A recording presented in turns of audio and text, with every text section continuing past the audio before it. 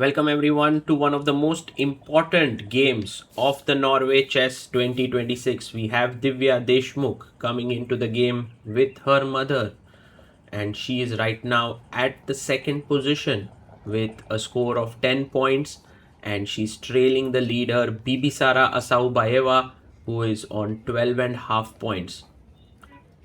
What makes this clash very interesting is that the winner of this game in classical will get 3 points, and by the way, it's a very cute little boy there who is just chilling around. He's going to make the first move in this game, and so if Divya does manage to win this with the white pieces, she will overtake Bibisara on the standings, who is on right now 12 and half. Divya would move to 13. So this is what makes this game super exciting. And there you see Divya comes in, and Divya and Bibisara of course have played against each other many times, and Divya always is very friendly with kids. She's very happy to talk to them. You would also see her when she meets them while entering the games or while leaving. She spends a lot of time with them, motivating them, and I think it's one of the things that she has taken up as her role, being a top player. And d4 by the youngster. I think Divya wouldn't go for d4, and from Bibisara's end, the girl plays d5. Nice. I guess both of them not keen to play this. They take back the pawn, and we are ready now for the game. A handshake, and off we go. Divya with the white pieces opens with pawn to e4, her favorite move. And Bibisara goes for fighting chess. Nothing like, oh, I'm in the lead and I should play calmly. Knight comes out to c3 now. Very cool stuff. Is Divya going for the close Sicilian? a6 played by Bibisara. She wants to expand with pawn to b5. And Divya now plays pawn to d4. Slightly unorthodox opening. Generally you have knight f3 and d4. Bibisara takes. Queen takes by Divya. She's playing something new here. And now pawn to b5 played. Maybe bishop to b7 is her plan. And then knight c6. Often in these Sicilians, I find them to be very ambitious for black, because the kingside pieces remain unmoved and to castle takes a lot of time. So while this is really cool what black is doing, gaining space, putting the bishop on a great diagonal, it does come with its share of dangers. Bishop comes to e2, and now Bibisara goes pawn to d6. Divya has a chance now to play a4. Always very interesting to play a4 castles. She doesn't go for that immediately. And now Bibisara goes e5, a very committal decision, because this does weaken the d5 square and the d6 pawn. But a Sicilian player knows that the space that you grab in the center is worth it. Now knight f6, attacking the pawn, could be a natural move.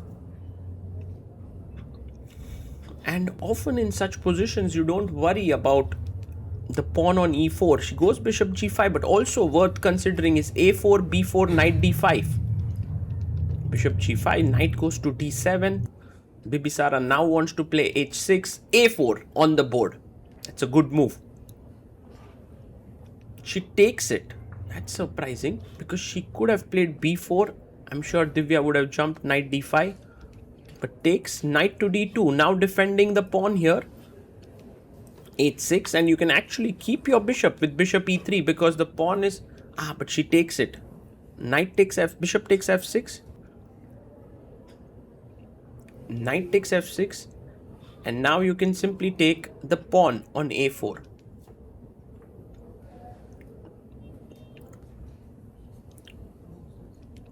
Bishop comes out to e7.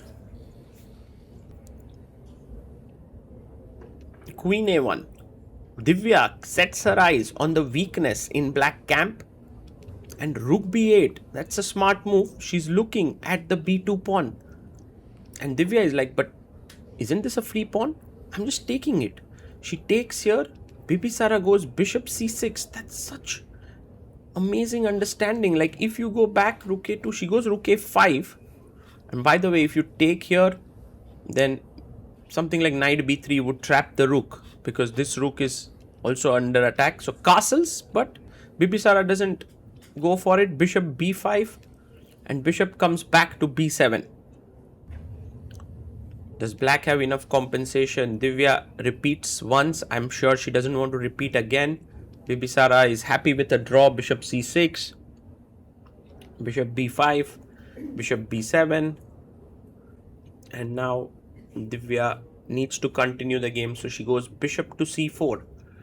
A good move, keeping the bishop on the long diagonal. Queen c8. The queen puts pressure on c4. And bishop to d5. Not sure about this move actually. There were other moves like rook b5 in the position, because now after knight d5, I guess taking on d5 with the knight is possible, but she takes with the pawn. Black is still a pawn down, but look at these pawns on the king side starting to roll. f4, f3, bishop could jump to g5. Divya goes queen a2. Maybe to triple down the a file. Bishop to d8.